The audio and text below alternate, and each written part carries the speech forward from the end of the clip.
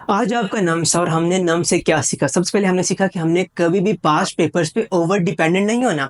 Examiner के पास past papers नहीं है, उसके पास सिलेबस है। वही सिलेबस उसने आपको दिए। उसने उसी सिलेबस में से क्वेश्चन बैंक बनाना है, उसी सिलेबस से टेस्ट बनाना है।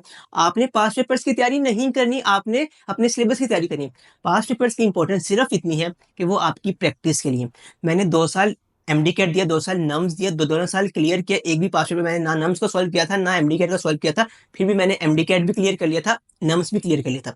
पास्ट पेपर्स की इंपॉर्टेंस सिर्फ इतनी है कि वो आपकी प्रैक्टिस के लिए कुछ एमसीक्यूज है। आपको अपना नॉलेज, अपना कॉन्सेप्ट, अपना सिलेबस इतना अच्छा आना चाहिए कि आप अपने नॉलेज की बेस पे वो क्वेश्चन भी सॉल्व कर सको जो पास्ट पेपर में आया हुआ है। आप वो पास्ट पेपर का क्वेश्चन इसलिए सॉल्व ना करो क्योंकि आपने वो पहले पढ़ा था। आप वो इसलिए सॉल्व करो क्योंकि आपने आपका नॉलेज है, आपके कॉन्सेप्ट्स हैं, आप उस कॉन्सेप्ट की बेस पे अपना पास्ट पेपर का क्वेश्चन भी सॉल्व कर सको।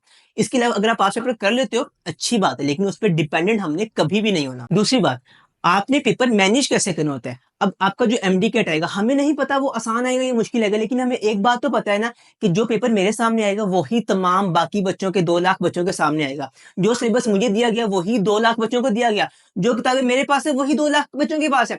मतलब कि जो मैंने पढ़ा है वही सबने पढ़ा है, उनके सामने भी वही पेपर है जो मेरे सामने है। अब अगर मैं उसी किताबों के बेस पे, उसी सिलेबस की बेस पे यही पेपर जो सबके सामने है, वो अच्छा परफॉर्म कर लेता हूँ दूसरे बच्चे से, मेरे उससे ज्यादा मार्क्स आ जाएंगे, मेरा एडमिशन हो जाएगा।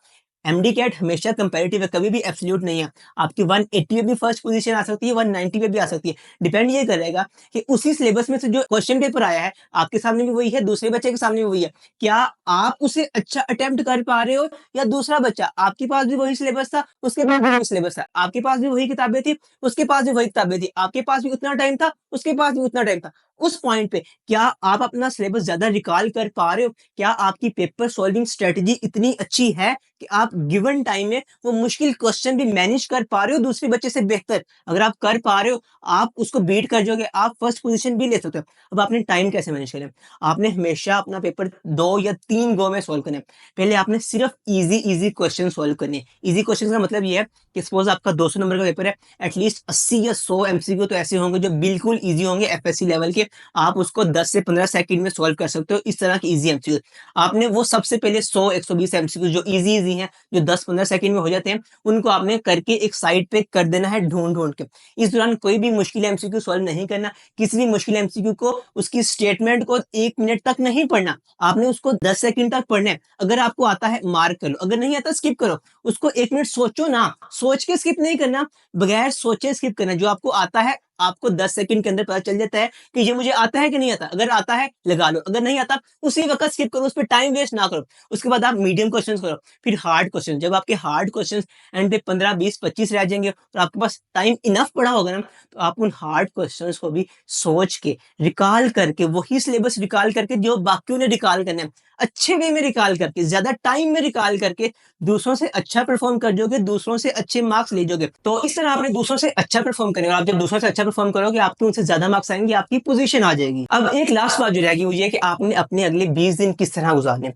यहाँ पे मैं जो आपको एक मशवरा दूंगा वो ये है कि आपने ना इस वक्त किस चीज की तैयारी करनी है, एमडी कैट की तैयारी नहीं करनी है। आपने एमडी कैट से पहले जो एक वीक होगा ना आपका, आपने उस वीक की तैयारी करनी है कि अब मैंने वो वीक किस तरह गुजारना है। मैं इतनी अच्छी तैयारी कर सकूं कि मेरा जो एमडी कैट से पहले एक वीक है वो बहुत अच्छा गुजर सके। जब मेरा एमडी कैट से पहले एक वीक बहुत अच्छा गुजरा होगा, क्योंकि जो आखिरी वीक होता है ना, उसमें जो भी आप पढ़ते हो आपके माइंड में फ्रेश होता है, आप उसी वक्त जाके एमडी कैट में उसको इंप्लीमेंट करके अपने स्कोर ले लेते हो। अगर आपका आखिरी वीक अच्छा गुजरा हुआ है, आखिरी 7 दिन अच्छे गुजरे हुए हैं, तो आपका जो आखिरी 8वां दिन है ना, एमडी कैट वाला दिन, वो भी अच्छा गुजरेगा। इसका मतलब है कि इस वक्त जो आपने तैयारी करनी है वो ये करनी है कि मैं इस वक्त अपना क्या प्लान रखूं कि मैं इन 12 दिनों में इतनी अच्छी तैयारी कर सकूं कि मेरा जो आखिरी 7 दिन का प्लान है ना, वो बहुत अच्छे से फॉलो हो सके, मेरे आखिरी 7 दिन बहुत अच्छे गुजर सके। और जब आपके 7 दिन अच्छे गुजरे होंगे, तो आपका 8वां दिन एमडी कैट भी ऑटोमेटिकली अच्छा गुजरेगा और आप सबसे अच्छा स्कोर करोगे।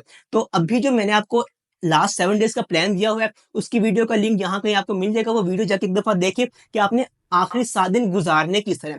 फिर अभी से आपने 10 दिनों में वो क्या क्या चीज करनी है कि आपके आखिरी 7 दिन उस तरह गुजर सके। अभी आपने आखिरी 7 दिन के लिए किस तरह प्रिपेयर करनी है, मैं आपको कहूंगा कि आप आज या कल में ना अपनी सब मिस्टेक्स जो आज तक आपकी हुई है ना, उनको एक दफ़ा रिवाइज़ कर लो। इसके अलावा जो आपके वीक टॉपिक्स रह गए ना, उनको भी सबसे पहले एक दफ़ा रिवाइज़ करो, ताकि आप स्टार्ट ही उस चीज़ से करो जो आपको ड्रैग करा था। आप उस चीज़ को सबसे पहले ओवरकम कर लो, उसको एक साइड पे कर दो। उसके बाद अपनी रिवीजन्स करो। इसके लिए इनसाइड में एक शेड्यूल है जिसमें रिवीजन एफएलपीज़ आपको दिए जा रहे हैं। उसके बाद आपको लास्ट 7 डेज़ के एफएलपीज़ भी दिए जा रहे हैं। तो अगर आपने उसके लिए करना है रजिस्टर, उसका भी लिंक आपको यहाँ कहीं मिल जाएगा। तो अभी आपने क्या करना है, अभी आपने आखिरी 7 दिन के लिए खुद को इन 10-12 दिनों में तैयार करना है कि मैंने आखिरी 7 दिन बहुत अच्छे से गुज़ारने हैं, और जब आपके आखिरी 7 दिन अच्छे गुज़रे होंगे तो आपका एमडी कैट भी इंशाल्लाह बहुत अच्छा होगा। देखिए, हम इंसान हैं, हम बंदे हैं, हम जब अल्लाह से माँगते हैं ना, तो अपनी हैसियत, अपनी औकात के मुताबिक माँगते हैं। लेकिन वो रब है ना, वो जब नवाज़ता है तो अपनी शान के मुताबिक नवाज़ता है।